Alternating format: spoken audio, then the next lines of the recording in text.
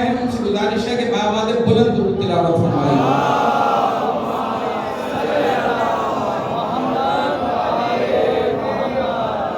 میرے ساتھ رہیں گے تو میں اپنے وعدے کو پورا کر سکوں گا، انشاءاللہ جلدی تمام کروں گا۔ ذاکر بہت ہیں اور پاکستان کے بہت بڑا نام ابھی آپ سماعت کریں گے انشاءاللہ۔ پروردگار ہر پڑھنے والے، سننے والے اور فیض بچھانے والوں کی توفیقات میں اضافہ فرمائے، اپنی حفاظت میں رکھے، حاسدوں کے شر سے محفوظ قرار دے۔ مولا کائنات گزر رہے تھے، یہ صفین سے واپسی کا واقعہ ہے، بس جڑے رہے گا، چند لفظوں میں بات مکمل کروں گا۔ مولا صفین سے واپس آ رہے ہیں اور واپسی میں ایک مقام ایسا آیا کہ جہاں مولا نے سمجھا کہ سپاہیوں کو آرام کرانا چاہیے، یہ تھک گئے ہیں۔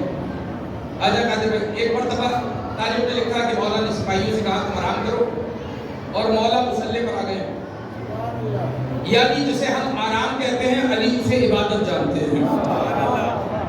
ہم بستر پہ آرام کرتے ہیں اور اہل بیت جان نماز پہ آرام کرتے ہیں، تلاوت قرآن سے آرام حاصل کرتے ہیں۔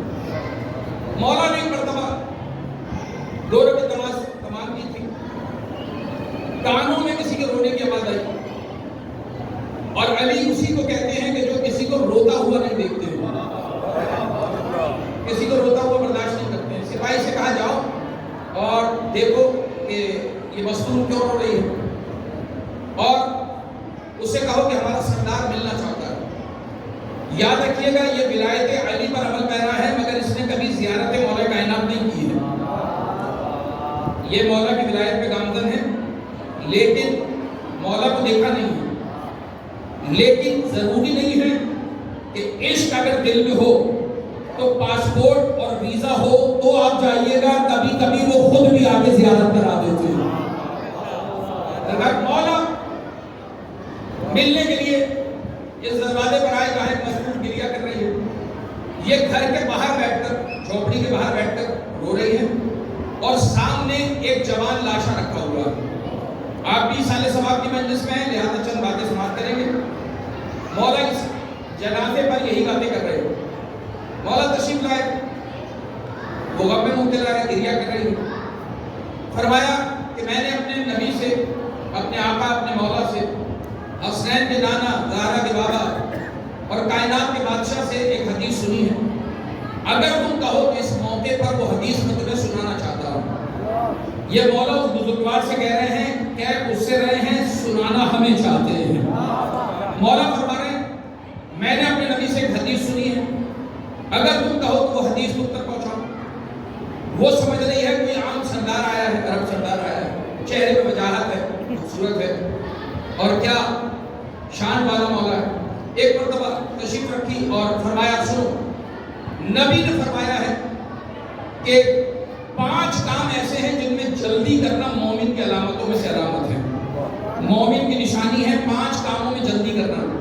ہم نے آج تک یہی سنا کہ جلدی کرنا شیطان کا کام ہے، نبی فرما رہے ہیں 5 کاموں میں جلدی کرنا مومن کی علامتوں میں سے علامت ہے۔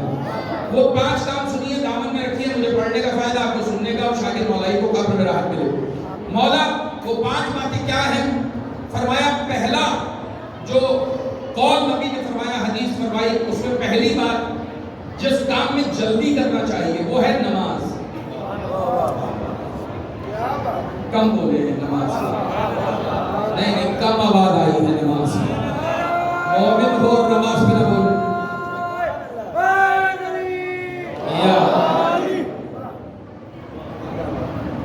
پہلا مرحلہ جس میں جلدی کرنی ہے وہ ہے نماز۔ مولا فرما رہے ہیں، رسول اللہ نے فرمایا جلدی کرنا ہے اور دیر نہیں کرنا ہے، اسی لیے ہمارے ہاں اول وقت نماز ہے، اول وقت نماز ہے۔ کیا ہے نماز؟ نماز یہ ہے کہ بنی اسرائیل میں ایک شخص نکلا بہت عرصے بعد اللہ کو راضی کرنے کے لیے، راستے میں بارش ہوئی، اور میں نے اکثر کہا کہ نیکی کے کاموں ہی میں رکاوٹ آتی ہے۔ بارش ہوئی تو کیچڑ بنی، اور جب کیچڑ بنی تو اس کا پیر پھسلا، یہ گرا، کپڑے خراب ہو گئے۔ اب جب کپڑے خراب ہو گئے تو سوچا چلو کل پڑھیں گے نماز۔ بڑی مدت بعد نکلا ہے شیطان کی جال سے، لیکن پھر یہ سوچا کہ نہ جانے کل آئے یا نہ آئے۔ آپ بھی یاد رکھیے گا کل نہیں آتی ہے، جو کرنا ہے آج کرنا ہے. اس نے کہا نہ جانے کل آئے نہ آئے، میں آج ہی کوشش کرتا ہوں. گھر آیا، کپڑے تبدیل کیے اور ایک مرتبہ پھر چلا. جب چلا اسی مقام پر پھر گر گیا، لیکن تیسری مرتبہ ہمت کی اور پھر لباس تبدیل کر کے چلا تو وہیں جہاں گرتا تھا نا وہاں کوئی چراغ لے کر اس کا منتظر تھا. اس نے کہا کہ آؤ میں تمہیں مسجد چھوڑ دوں، اللہ کے گھر چھوڑ دوں. اس نے کہا سبحان اللہ، اور مسجد تک آ گیا. جب مسجد میں آیا تو اس نے دیکھا کہ میرا محسن تو باہر کھڑا ہے. تو آواز دی کیا تم اندر نہیں آؤ گے، تم اندر نہیں آؤ گے؟ اس نے کہا اندر آ کے کیا کروں گا؟ کہا اسے سجدہ کرنا. کہا اس کے کہنے سے کرتا نہیں ہوں، تیرے کہنے سے کروں گا. مجھے نہیں معلوم میں کیا عرض کر رہا ہوں، میں اس کے کہنے سے سجدہ نہیں کرتا. ایک مرتبہ پہچان گیا، کہنے لگا تو ابلیس ہے؟ اس نے کہا ہاں میں ابلیس ہوں. تو کہا تو نے میری نماز کا بندوبست کیوں کیا؟ تو مجھے یہاں بلایا؟ کہا کمال ہے، تو نے یہ دیکھا کہ میں تجھے مسجد آیا 2 بار گرتے ہوئے نہیں دیکھا کہ کس نے گرایا ہے؟ میں نے ہی گرایا تھا، میں نے ہی گرایا تھا. تو کہا پھر نماز کے لیے کیوں لایا؟ کہا اس کی رحمت نے مجبور کر دیا. اب پہچانیے نماز کیا ہے. بس یہی آپ کا میں نے وقت دیا، آگے وقت نہیں لوں گا. کہ ایک مرتبہ تاریخ نے لکھا کہ حیران ہو کے شیطان سے پوچھا کہ جب تو شیطان ہے، خود سجدہ نہیں کرتا، تیرا کام تو مومن کو دھوکہ دینا ہے، تو تو مجھے مسجد کیوں لایا؟ کہا اللہ کی رحمت سے مجبور ہو کے میں تجھے مسجد لایا. اس نے مجبور کیا. کتنا رحمان و رحیم ہے. کہا کیسے مجبور کیا؟ کہا سن، 2 مرتبہ پہلے میں نے گرایا تھا. جب میں نے دیکھا کہ تو میرا جال توڑ کر اللہ کی طرف جا رہا ہے تو میرا تو کام نہیں ہے، میں نے تجھے گرا دیا. میں نے کہا تو جا نہیں پائے گا، لیکن تو نے لباس بدلا. بس تو جو لباس بدل کے چلا، ابھی مصلی پر نہیں آیا، پروردگار کی رحمت کو جوش آیا، ایک فرشتہ نازل ہوا اور اس نے کہا اے اپنے خدا، اللہ تیرے اس ارادے پہ اتنا راضی ہے، اتنا راضی ہے کہ اس نے تیرے اگلے گناہ بھی معاف کر دیے ہیں، پچھلے گناہ بھی معاف کر دیے ہیں. اللہ نے تیرے گناہوں کو معاف کر دیا. یعنی آئندہ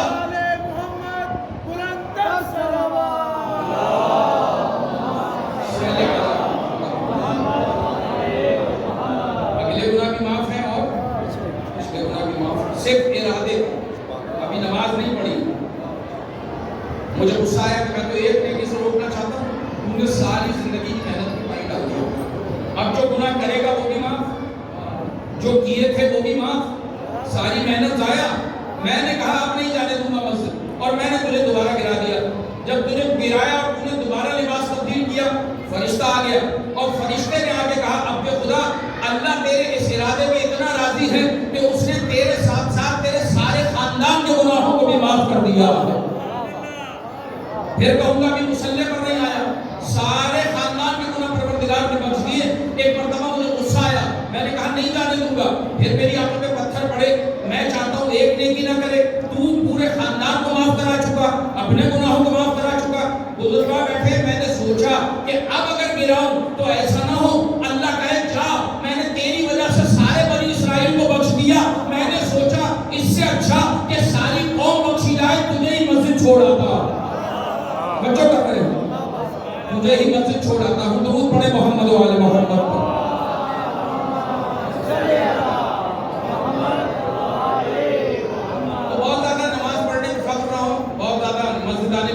ہو سکتا ہے شیطان ہی چھوڑ کے دیا ہو.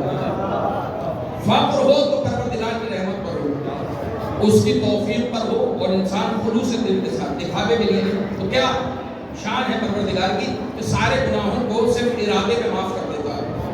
وہ پکڑنے پر آئے تو کوئی اس سے پوچھنے والا نہیں ہے، اور اگر وہ چھوڑنے پر آئے تو اس سے کوئی پوچھنے والا نہیں ہے. بس ایسا کام نہ ہو کہ جس سے اس کے غضب میں آ جائے انسان، اس کی رحمت کے سائے میں رہے. تو عرض کر رہا ہوں آپ سے کہ پہلا کام مولا نے بتایا نماز، جس میں مومن کو جلدی کرنا چاہیے. اگر چاہتے ہیں نا کہ موت کا وقت آسان ہو جائے اور روح آسانی سے نکلے تو ہر نماز کو مصلی پر اس انداز میں سر انجام دیجئے کہ مؤذن کو بلانا نہ پڑے کہ آؤ نماز کی طرف، بلکہ مصلی پہ بیٹھ کر اذان الہی سن رہے ہیں. تو کیا ہوگا؟ اور اگر آپ کو پتہ چل جائے کہ اذان کا کتنا ثواب ہے، رسول اللہ فرما رہے ہیں کہ اگر یہ پتہ چل جائے نا مومن کہ اللہ صرف اذان دینے والے کو کتنا ثواب دیتا ہے، تو مومن ایک دوسرے سے لڑے گا اس پر کہ میں اذان دوں گا. کسی کو دینے نہ دے، مجھے ادا دینی، لیکن ہمارے یہاں تو عجیب دستور، میں اس طرف نہیں جاتا، اختصار کا وعدہ۔ پہلا کام جس میں جلدی کرنی ہے وہ ہے، ارے حلق سے نہیں نکل رہی، پڑھیں گے کیسے؟ درود پڑھے محمد وآل محمد۔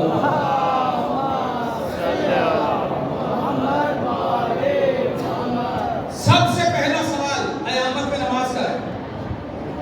جس کی نماز قبول اس کے اعمال قبول، اور جس کے نماز رد اس کے اعمال رد۔ یاد رکھیے گا، بس صحیح نماز پڑھ کے جائیے گا، اس لیے کہ جنت کی چابی کو نماز کہا جاتا ہے۔ اگر ہزاروں چابیاں ہوں اور صحیح نہ ہو، تالا کھلنے والا نہیں ہے۔ درود پڑھے محمد وآل محمد پر۔ صحیح چابی لگائیے، اور صحیح چابی یہ ہے کہ ایسی نماز پڑھے جیسے نبی نے پڑھی۔ نہ اللہ شیعہ کی نماز دیکھے گا، نہ سنی کی نماز دیکھے گا، محمد مصطفیٰ کی نماز دیکھے گا۔ درود پڑھے محمد وآل محمد پر۔ نبی والی نماز۔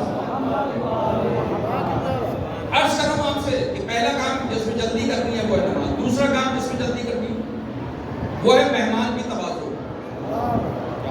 کوئی مہمان گھر آئے نا، اسے کھلانے پلانے میں جلدی کرو۔ لیکن کتنا خراب معاشرہ ہے، پیزا آرڈر کیا اور مہمان آ گیا، اب سامنے نکالے تو ہمیں ملتا کچھ نہیں، اور جب تک اس کا انتظار کریں تو ذائقہ خراب۔ بیوی فرماتی ہے، جس کے ایام چل رہے ہیں نا، وہ خاتون جنت فرماتی ہے، حسنین نبا فرماتی ہے کہ میں اس گھر کو گھر نہیں قبرستان سمجھتی ہوں جہاں کوئی آئے اور بغیر کھائے پیے چلا جائے۔ کچھ عرض کر رہا ہوں آپ سے، تو یاد رکھیے گا، یہ آپ مہمان کو نہ کھلا کر اس کا نقصان نہیں کرتے ہیں، اپنا نقصان کرتے ہیں۔ اگر ایک وقت کا کھانا کسی مومن کو کھلائیں گے، کسی آنے والے کو کھلائیں گے، تو یاد رکھیے گا ایک مرتبہ کھلانے پہ 70 دن کا کھانا اللہ آپ کی قسمت میں لکھ دے گا۔ ایک وقت کھلانے پر درود پڑھے محمد وآل محمد۔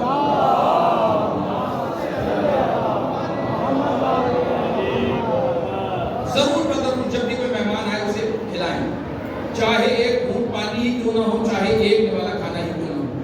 اور پھر مولا علی فرماتے ہیں آداب یہ ہیں کہ اگر کوئی آئے اور ہوتا ہے نا، لوگ کہتے ہیں کہ پیٹ بھرا ہوا ہے، کھانا کھا کے آئے ہیں، تو سب سے پہلے سرو کرنے میں خشک میوہ رکھو۔ یہ ایسی چیز ہے کہ پیٹ بھرا بھی ہوا ہو نا تو انسان ایک آدھ دانہ کھا لیتا ہے، وہ ایک دانہ کھائے گا اللہ 70 دانے قسمت میں لکھ دے گا۔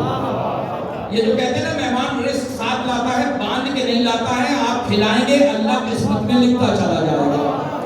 دوسرا مرحلہ ہے مہمان کی تواضع، جس میں جلدی کرنی ہے، دیر نہیں کرنی ہے۔ تیسرا مرحلہ جس میں آپ کو جلدی کرنی ہے، کہا وہ ہے بہن اور بیٹی کا اب نکاح۔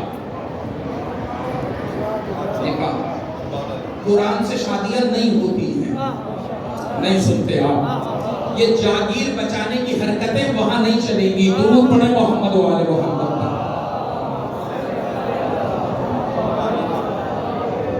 بھائی زندہ ہیں اور وہ ذمہ دار ہیں تو وہ بہن کا اب جلدی کریں، اور اگر ماں باپ زندہ ہیں تو وہ بیٹی کا اب جلدی کریں۔ ہم اچھے سے اچھے کے تلاش میں، اس کا گھر کو 100 گز کا ہے، 500 گز کا ہو، 500 والے کا رشتہ ہے تو 1000 گز کا ہو، اس کے بعد مہران گاڑی ہے، جب تک ترولا نہیں ہوگی شادی نہیں ہوگی۔ توجہ کر رہے ہیں آپ؟ لہذا مولا فرماتے ہیں، آپ کے ساتھ میں مولا فرماتے ہیں، جو حسن دیکھ کر شادی کرتا ہے تو وہ ظاہر میں مسلمان ہو لیکن اندر سے عیسائی خصلت رکھتا ہے۔ جو دولت دیکھ کے شادی کرے وہ بظاہر مسلمان ہو لیکن اندر سے یہودی خصلت رکھتا ہے۔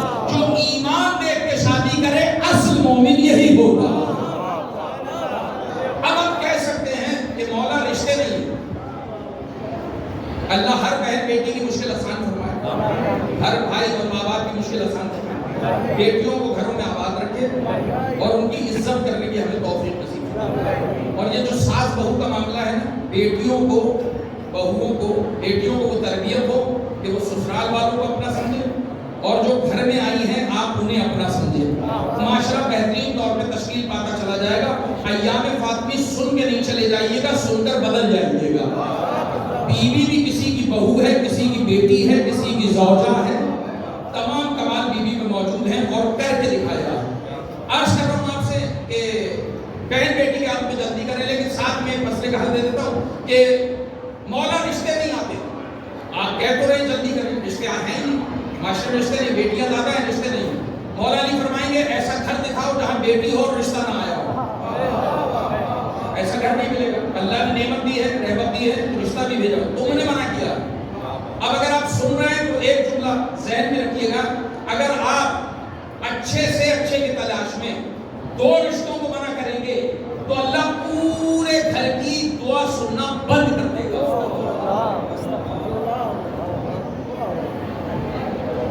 سنا آپ نے؟ اسی کو بندش کہتے ہیں. اب بندہ ہو نبی کا ماننے والا، بندہ ہو آل محمد کا ماننے والا، جا رہا ہو گلی کے فقیر کے پاس، تو یہ بندش ہوئی نہیں ہے، آپ نے کروائی ہے. اب آپ کہیں اس بندش کو توڑنے کے لیے کوئی حل ہے؟ کہاں ہے؟ قرآن میں ہے سورہ طارق. بچی سے کہو سورہ طارق کی تلاوت کرے، جلدی اچھا رشتہ آئے گا. پھر اس سے کہو چوٹیوں کو دانا ڈالے. چوٹیاں اپنی جنس میں مولائی ہیں. نہیں سن رہے آپ؟ چوٹیاں مولائی ہیں. آپ نے روایت سنی ہوگی کہ چوٹیاں تھیں کہ جو کہہ رہی تھی، چوٹی کے سردار کہہ رہی تھی جب سلیمان کا لشکر آیا تھا، اپنے بلوں میں جاؤ. کیوں جاؤ؟ ایسا نہ ہو سلیمان کا لشکر تمہیں کچل دے. مگر وہی چوٹی تھی جب مولا علی آئے تھے تو کہہ رہی تھی بلوں سے باہر آ جاؤ، آج وہ آیا ہے جس کا چہرہ دیکھنا عبادت. درود پڑھے محمد والے محمد. چوٹیوں میں دانا ڈالیں گے، 6 مہینے کا راشن ذمہ داری، رزق کی تنگی نہیں ہوگی 6 مہینے. اور دوسرا مرحلہ یہ ہے کہ جلد سے جلد اچھا رشتہ آ جائے. ہو سکتا ہے کسی کو یہ باتیں بوجھ لگ رہی ہوں، مگر مولا جنازے میں یہی باتیں کر رہے ہیں. میں تو جلدی کوشش کر رہا ہوں بات آپ تک پہنچ جائے. 3 مرحلے طے ہو گئے. سب سے پہلا ہے نماز، دوسرا مرحلہ ہے مہمان کی توازو، تیسرا مرحلہ ہو گیا بیٹی کا نکاح، جلدی کرو، رخصتی جلدی کرو. چوتھا مرحلہ کیا ہے؟ گناہ کر کے توبہ میں جلدی کرو. نوجوان بیٹھے جہالت کی وجہ سے گناہ ہوتا ہے. اور کیا حسن ہے، کیا لطافت ہے، کیا حسن ظن ہے مولا کا مومن کے بارے میں. مولا فرماتے ہیں اگر گناہ ہو جائے مومن سے، اگر تو استغفار میں جلدی کرے، خدا کو چیلنج نہ کرے. یہ توبہ نہ مانگنے والا چیلنج کرتا ہے میں نے جو کرنا تھا کر لیا، جو تجھے کرنا ہو تو کر لیا. مولا نہیں فرماتے یہ انسان نما جانور کی تم نے رسی اتنی ڈھیلی کر دی. دیکھا آپ نے جانور کی رسی زیادہ ڈھیلی ہو تو اچھل کود کرتا ہے، جیسے کوئی پکڑنے والا نہیں ہے. پھر مولا فرماتے ہیں تو نہیں ڈھیلی کرے گا رسی کون کرے گا؟ وَلَا يُمْكِنُ الْفِرَارُ مِنْ حُکُومَتِكَ، تیری حکومت سے بھاگ کر جائے گا تو کہاں جائے گا؟ یہاں کے مجرم لندن جا سکتے ہیں، اللہ سے بچ کے کہاں جاؤ گے؟ درود پڑھے محمد والے محمد. یہاں سے بچنا نہیں بھاگ سکتے. لہذا استغفار میں جلدی کرو. یہ 4 باتیں ہو گئی. 5ویں بات جس کے لیے میں نے آپ کو رحمت دی اور آپ سے میرا ساتھ دیا، میں ممنون. آپ سنیے گا کہ مولا فرماتے 5ویں بات جس میں جلدی کرنی ہے وہ ہے میت کی تدفین. میت کو جلدی دفن کرنا. ہم 2 دن انتظار کرتے ہیں، بہن آسٹریلیا سے آ گئی ہے. شریعت کا مسئلہ ہے، ممبر سے عرض کر رہا ہوں، ذمہ داری سے عرض کر رہا ہوں، بہن کا چہرہ دیکھنا لازمی نہیں، مٹی کے حوالے دفن کرنا لازمی ہے. ہمیں معلوم ہے بہن امریکہ میں، آسٹریلیا میں، اللہ کو نہیں معلوم ہے، اللہ کو معلوم ہے. تو رسموں سے زیادہ شریعت پر دھیان دیجئے. مولا فرمانے جلدی دفن کرو. اب آپ بھی سوچ رہے ہوں گے ایک بات کی چھوٹی سی، 5 منٹ میں مجلس ختم ہو جانی چاہیے. سیدھی بات کرتے مولا کہ میت کو جلدی دفن کرو، رسول اللہ نے فرمایا. لیکن مولا نے 5 باتیں بیان کی. تو مولا سیدھا کہتے تھے، رو رہی ایک ماں اپنے بچے کے جنازے پر، اور آپ نے پوچھا کس کا جنازہ ہے؟ تو وہ کہہ رہی ہے کہ آنے والے سردار یہ میرے جوان بیٹے کا جنازہ ہے اور میں بیوہ ہوں، یعنی 2 رقم ہے، اور میرا زمین پر اللہ کے بعد یہی آسرا تھا، اب کوئی آسرا نہیں. میرا جوان مارا گیا، شوہر پہلے مارا گیا، اب جنگل میں اکیلی. مولا فرمانے 5 باتیں سنو. یعنی کہتے تھے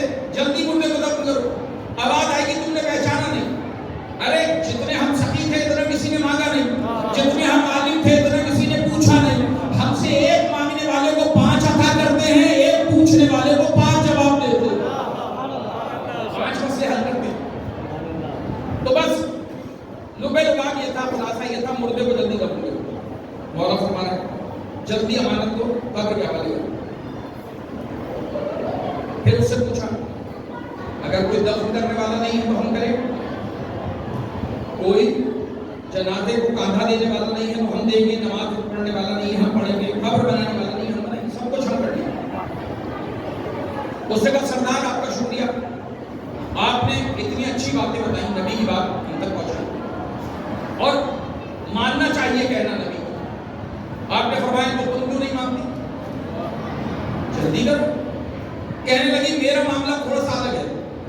کیا الگ ہے؟ کہنے لگی میں ہوں علی کی شیعہ. شیعہ میں نے محبت کرنے والی, میں علی سے محبت کرنے والی ہوں. مولا نے فرمایا تو علی سے محبت کرنے والوں کا حدیث سے وہ ٹکراؤ ہے.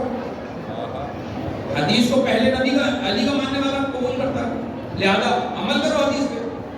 تو کہنے لگی کہ نہیں, میں نے کہا تھا میں بیوہ ہوں, بیوہ ہوں, پہلا ہوں, جوان بیٹا چلا گیا دوسرا ہوں, اس کے علاوہ کوئی آسرا نہیں. تو چاہتی کیا ہے؟ کہ میں چاہتی یہ ہوں کہ میں اس بچے کو, اس لاش کو کوفے لے جاؤں. کوفے لے جا کے کیا کرے گی؟ کہ کوفے میں میرا امام رہتا ہے. سبحان اللہ, کوفے میں میرا امام رہتا ہے. پھر کیا ہوگا؟ قدموں میں ڈال دوں گی, کہوں گی حیات عطا کرو. اور یہیں تک لانا تھا. کیا کرو؟ ارے جو انہیں نہیں مانتا وہ تو ویسے بھی چلتی پھرتی لاش ہے. درود پڑھو محمد و آل محمد. قرآن کہتا ہے,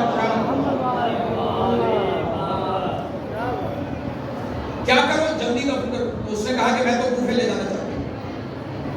کوفے لے جانا چاہتی ہوں, کیا ہوگا؟ اپنے امام کے قدموں میں ڈال دوں گی. امام کیا کرے گا؟ زندہ کر دے گا.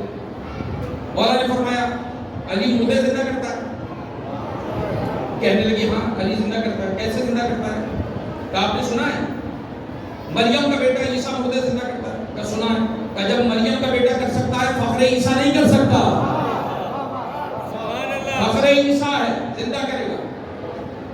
کہ چلو علی کے پاس یہ ہنر ہے کہ مردے زندہ کرے گا, مگر تیری بات کیوں مانے گا؟ اس نے کہا اس لیے مانے گا کہ میں پیار کرنے والی ہوں, عاشقہ ہوں, عشق کرتی ہوں. کا دلیل بس یہ بات سنی زحمت. نوجوان بیٹھے ممبر پہ کوئی آئے کچھ بھی کرے, کانوں میں ہر ایک کی بات سننی ہے. 2 کان اسی لیے ملے ہیں.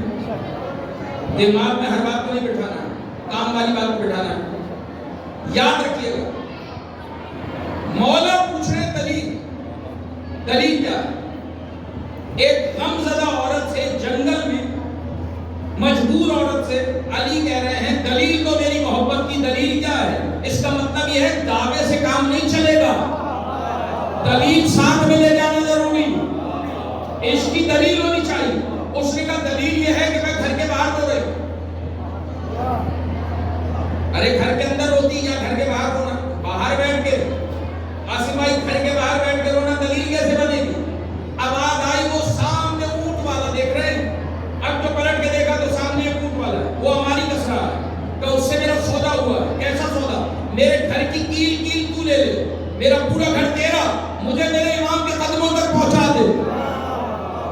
کتنا عشق ہے.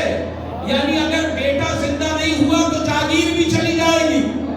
مولا نے فرمایا, سننے والی بات, مولا فرماتے ہیں واقعی تیرا عشق سچا ہے, تیرا عشق سچا ہے. چاہتی کیا ہے؟ کوفے جانا. گھر بھی چلا جائے گا, بیٹا پہلے چلا گیا, شوہر اس سے پہلے چلا گیا. چاہتی ہے بیٹا زندہ ہو, جی اسی لیے کوفے جانا چاہتی ہے, جی اسی لیے جانا چاہتے. کوفے اور بصرہ کے درمیان میں بڑی طویل مسافرت ہے. مولا فرماتے ہیں چل سن, اگر اس غرض سے کوفے جانا چاہتی ہے کہ تیرے بیٹے کو حیات عطا کر دے, اگر تو کہے تو یہ کام تیری چوکھٹ پہ میں کر دوں.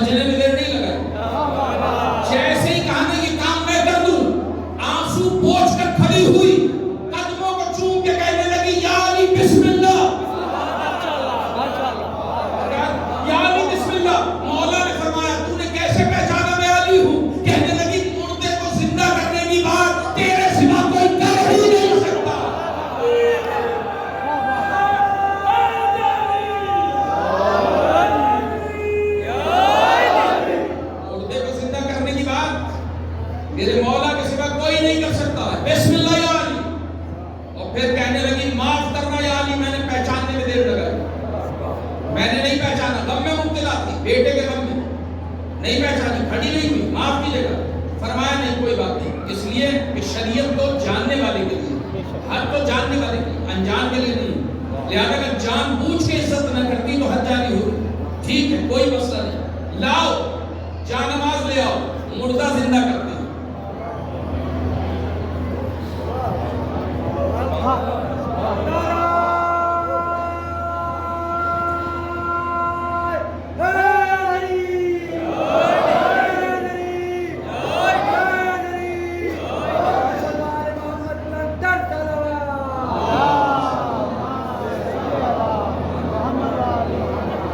یہ نام جو ہے نام علی علی، یہ تو پہچان ہے مومن منافق کی۔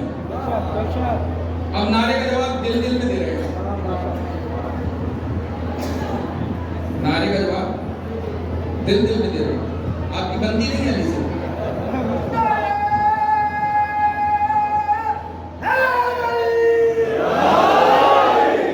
پنجاب سے مہمان آئے ہیں، پتا تو چلے حیدرآباد والے مجلس سے سنتے کیسے، ابھی سنیں گے، آپ کیوں گھبرا رہے ہیں؟ اور اسی لیے یہ طے ہوا کہ پہلے میزبان کی حیثیت سے میں تھوڑا بہت ذکر کروں، اس کے بعد مہمان کو معاملہ دیا جائے۔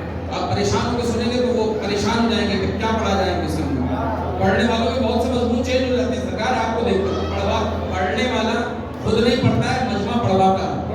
زحمت تمام میں نے تو حدیث رسول آپ کو بتائی ہے، اور سب کچھ مولا کی زبانی، میں تو وسیلہ بناؤں پہنچانے کے لیے، بس زحمت تمام ہو گئی۔ مولا نے کہا لاؤ جائے نماز لے آؤ۔ اب نماز سے معلوم نہیں معاشرے کو کیا پریشانی، شیطان نے ایسا جال ڈال رکھا ہے، نماز سے گھبرا جاتے ہیں مولا، اور نماز وہ ہے جو علی 1000 رکعت پڑھتے ہیں کم سے کم، تو سامنے، اور میزان پہ بھی اللہ نہیں ملے گا، علی ہی ملیں گے۔ علی ہی نے پوچھنا ہے، میں تو 1000 پڑھتا تھا، تو نے 5 بھی پڑھی ہے نہیں پڑھی، لہذا پڑھے کر جائیے، کم سے کم 5 تو پڑھیے، منیمم تو رہیے، واجبات ادا کیجیے، قرضہ نہ چڑھائیے۔ عرض کر رہا ہوں مولا نے فرمایا جانماز لا دو۔ مولا جانماز کیوں؟ مریم کا بیٹا کبھی جانماز پہ کھڑے ہو کے مردہ زندہ نہیں کرتا، عیسیٰ تو چلتے پھرتے ٹھوکر مارتا ہے، مردہ زندہ ہو جاتا ہے، آپ جانماز پہ کیوں مردہ زندہ کریں گے؟ آواز آئی تم نہیں جانتے، میں جانتا ہوں، 1400 برس بعد ہمارے درمیان کچھ منافق آ جائیں گے، لہذا میں کسی مسیری کو دلیل نہیں دینا چاہتا، میں ولایت سے لوگوں کو گمراہ نہیں کرنے دینا چاہتا ہوں، میں چاہتا ہوں صحیح صحیح ولایت پہچانیں، اور ولایت کی ترتیب یہ ہے کہ اللہ ولی ہے، رسول ولی ہے، اور علی ولی۔ ولایت کی ترتیب یہ ہے، میں عرض کر رہا ہوں آپ کی خدمت میں، تو نماز لے آؤ، جانماز بچھاؤ، جانماز پہ آئے علی، اور آ کر 2 رکعت نماز پڑھی، بس 2 رکعت نماز پڑھی، دعا کے لیے ہاتھ اٹھائے تھے، کوئی میڈیسن نہیں دی ہے، صرف دعا کے لیے ہاتھ اٹھائے، اور بندہ اٹھ کے بیٹھ گیا، اور یہ کہہ کر بیٹھا السلام علیکم یا امیر المومنین۔ ماں حیران رہ گئی، ماں نے کہا تو نے کیسے پہچانا علی؟ بھائی میں نے تو دعوے سے پہچانا، مردہ زندہ کرتے، تو نے کیسے پہچانا؟ اس نے کہا مادر گرامی، روح نکلتے ہوئے جو برابر میں کھڑے تھے، جن کے کہنے سے فرشتوں نے روح واپس کی، اور جو میرے زندہ ہونے میں میرے گھر میں بیٹھے ہیں، میں نہیں پہچانتا میرے مولا ہیں، یہی میرے مولا آقا ہیں۔ دونوں کو زیارت ہو گئی، دونوں کو زیارت ہو گئی۔ مولا نے فرمایا اگر تو کہے تو کیا تیرے 10 برس مرے پہلے مرے ہوئے شوہر کو بھی زندہ کر دوں؟ کیا سمجھ رہے ہیں؟ مولا کا فضائل ختم ہے، یہاں سے تو شروع ہو رہے ہیں۔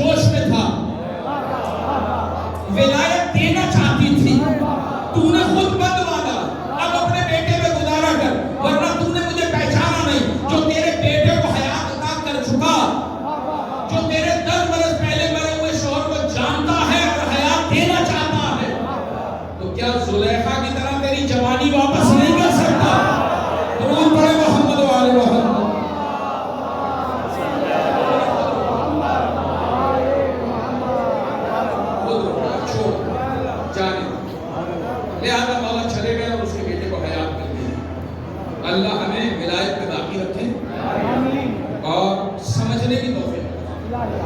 دیکھیے قیامت میں بھی آخری سوال علی کی ولایت کا ہوگا، اس میں کوئی شیعہ سنی کا مسئلہ نہیں ہے، قرآن بھی ہے۔ قرآن یہ ہم نے تفرقوں میں پڑھ کر جنہیں ماننا ہے انہیں چھوڑ دی۔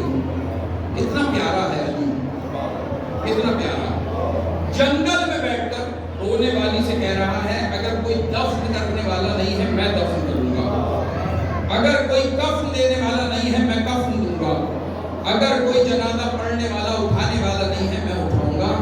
سچ بتانا، میں نے بارہا کہا سچ بتانا، اسی کی اولاد رہ گئی تھی کربلا میں 3 دن تک بے گور پڑا رہنے کے لیے، کوئی دفن کرنے والا نہیں۔ آپ بہت خوش نصیب ہیں، تمام گھر والے، تمام دوست احباب شاکر مولائی جو سوئے میں بھی جمع ہیں، میت میں بھی تھے اور آج شہروں میں بھی اس قدر تعداد میں جمع ہیں۔ عشق ہے، مولا فرماتے ہیں زندہ رہو لوگ ملنے کے لیے بے چین رہیں، اور جب دنیا سے چلے جاؤ تو تمہاری یاد میں آنسو بہائے جائیں، یہ مومن کی نشانی ہے۔ ایسے ہی تھے شاکر مولائی۔ سنو، مولا جو جنگل میں بیٹھ کے کہہ رہے تھے مردے کو جلدی دفن کرنا چاہیے، اس کا وہ بیٹا جو رسول کے کاندھوں پہ رہتا تھا نا، وہ کربلا کے میدان میں 3 دن کا بے گور پڑا، کوئی دفن کرنے والا نہیں ہوگا۔ عزاداروں پلٹ کر آیا مولا سجاد 3 دن بعد، اور یہاں کیفیت یہ ہے کہ بنی اسد کو بھی غیرت دلائی ہے عورتوں نے۔ نبی کے بیٹے نے وصیت کی تھی، نواسی نے وصیت کی تھی تم جاؤ نہ جاؤ چوڑیاں پہنو ہم جائیں گے۔ پھر مرتبہ کھڑے ہو گئے نہیں ہم جائیں گے، اور جب چلے تو بچوں نے کہا کہ نواسہ رسول نے ہم سے بھی کہا تھا۔ آج بھی آتے ہیں تجدید عہد کے لیے کربلا میں، یہ سارا قافلہ کربلا آیا اور لاشوں کو انہوں نے ہی دفن کیا امام کے ساتھ مل کر، لیکن سنتے رہتے ہیں مسائل کو تبدیل نہیں ہو سکتے۔ ایک مرتبہ تاریخ میں لکھا کربلا کے میدان میں جمع ہوئے، کیا دیکھا؟ کٹی پٹی لاشیں ہیں، پہچان نہیں۔ پہچان 3 چیزوں سے ہوتی ہے سرکار، یا تو انسان سالم ہو تو چہرہ دیکھ کر پہچان لیں گے، لیکن اگر گردن کاٹ کے دشمن لے گیا ہو پہچان نہیں رہتی۔ دوسری پہچان ہے لباس سے، لیکن اگر وہ بھی لوٹ لیا گیا ہو، اور تیسری پہچان ہے قد و قامت سے، اگر اس پر بھی گھوڑے دوڑا کر نشانی مٹا دی ہو تو نشانی نہیں رہتی۔ بنی اسد آئے، مولا نے تو کہا تھا الگ الگ قبریں بنیں گی، جب نشانیاں نہ ملی نا تو انہوں نے کہا ایسا کرتے ہیں ایک بڑا گڑھا بناتے ہیں اور سب چاہنے والوں کو ایک ہی قبر میں اتار دیتے ہیں۔ جیسے ہی گڑھا بنانے لگے، قبر بنانے لگے، گرد اڑی اور کوئی آنے لگا، یہ گھبرائے، آنے والے نے کہا گھبراؤ نہیں، میں لاشوں کا اکلوتا وارث آیا ہوں۔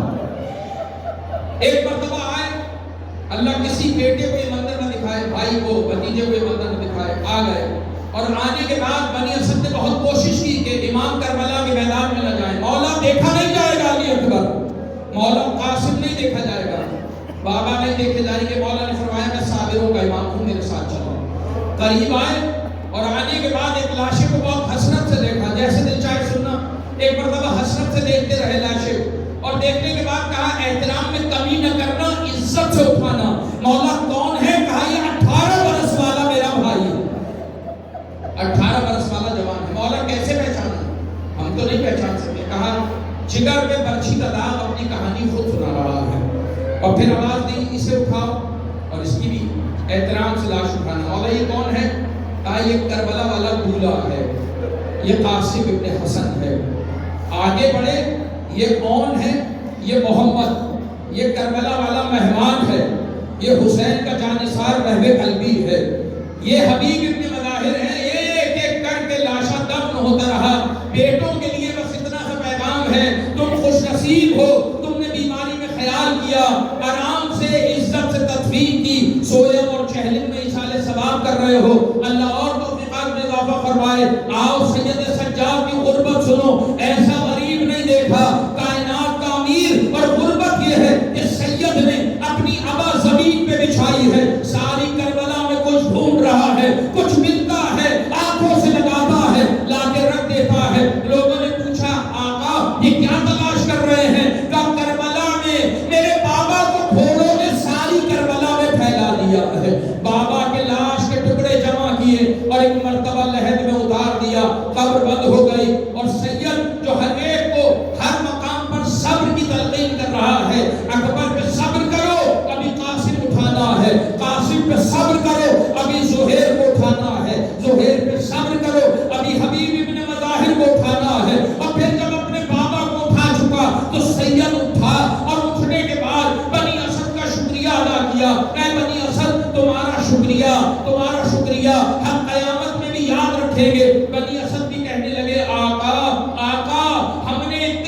آئے اس حالت میں نہیں دیکھے، اب ہمیں معاف کیجیے گا، اب ہمیں گھروں کو جانے کی اجازت دیں۔ فرمایا بنی اسد شکریہ کے ساتھ ایک کام ہے۔ کیسا کام؟ کہا ایک لاشا باقی ہے، اگر اسے بھی میرے ساتھ دفن کراؤ۔ بنی اسد کہنے لگے آقا اب تو کوئی دکھائی نہیں دیتا، رو کے فرمایا ارے دریا پہ علمدار انتظار کر رہا ہے، بس چلے۔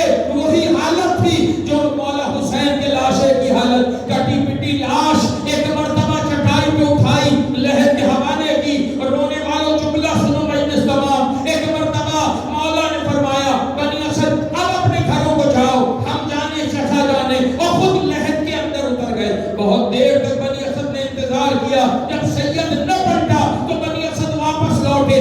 اب جو قبر میں جھانکا عجیب منظر تھا، صابروں کا امام جو ہر لاشے پہ صبر کی تلقین کر رہا تھا، عباس کے سینے پر سر رکھ کر بچوں کی طرح رو رہا تھا، اور روتا جائے گا، کہتا جائے گا اے غیرت والے چچا، کاش میں تیرے ساتھ کربلا میں مارا گیا ہوتا، میں کوفہ اور شام نہ جاتا۔ کیسے کہوں اس غیرت والے چچا سے جو گھر کے صحن میں بھی کسی کنیز کو بے ردا نہ دیکھ سکتا تھا، آج بازار ہے اس کی بہنیں، آج شام ہے اور اس کی بہنیں۔ الا لعنت اللہ علی القوم الظالمین سیعلم الذین ظلموا ای منقلب ینقلبون۔ اے پروردگار تو لباس کا محمد والے محمد کی عزت کا، اس ذکر کو اپنی بارگاہ میں قبول و مقبول فرما۔ سننے والے، پڑھنے والے، فرض بچھانے والے سب مومنین کی توفیقات میں اضافہ فرما۔ فرض بچھانے والوں کو بچھانے کا، پڑھنے والوں کو پڑھنے کا، سننے والوں کو سننے کا اجر عظیم عطا فرما۔ دور دور سے مومنین تشریف لائے، سب کی جان مال عزت آپ کی 30 قرآن مجید، سورہ رحمان، سورہ ملک، اور جو کچھ نیک اعمال زندگی میں مومن کرتے رہے اس کا بہترین ہے، اور مرنے سے لے کر اب تک جو گھر والے کر رہے ہیں اس کا بہترین ہے۔ پروردگار ان کی روح کو ایصال ثواب فرما، کروٹ کروٹ محمد والے محمد کی قربت نصیب فرما، اعلیٰ علیین میں مشہور فرما، قبر کو نور علی سے منور فرما، قبر برزخ ہر حشر کل سراب کی تکلیفوں کو راحتوں میں تبدیل فرما۔ غالب جب حلق میں پیاس سے کانٹے پڑے ہوں، صاحب کی کوثر کے ہاتھ میں شراب فرمانا، جب سورج سما نیزے پر ہو لمحے عباس کی چادر زہرا سلام اللہ علیہ کے سائے میں رکھنا۔ مولا جو کچھ کہہ رہے ہیں اس کے عمل پیرا ہونے کی توفیق عطا فرما۔ تمام مسائل کا حل ہو، فلسطین ہو، کشمیر ہو، پانچنار ہو، کراچی ہو، بلوچستان، ہمارے امام کے قدموں میں ہے، ہمارے امام کا جلد از جلد ظہور فرما۔ تجھے واسطہ محمد والے محمد کی عزت کا، اس تمام دعاؤں کے بعد ایک ہی دعا ہے، ہر چھوٹے، ہر بڑے، ہر امیر، ہر غریب، ہر مرد، ہر مزدور کو، جو جا چکا اس سے پھر سے، جو نہیں جا چکا ایک بار مرنے سے قبل ایک بار قبر والا حسین کا زوار۔ تمام دعاؤں کی قبولیت کے لیے، مرحوم کی مغفرت کے لیے، اور روزہ امام پر حاضری کے لیے بلند تر صلوات۔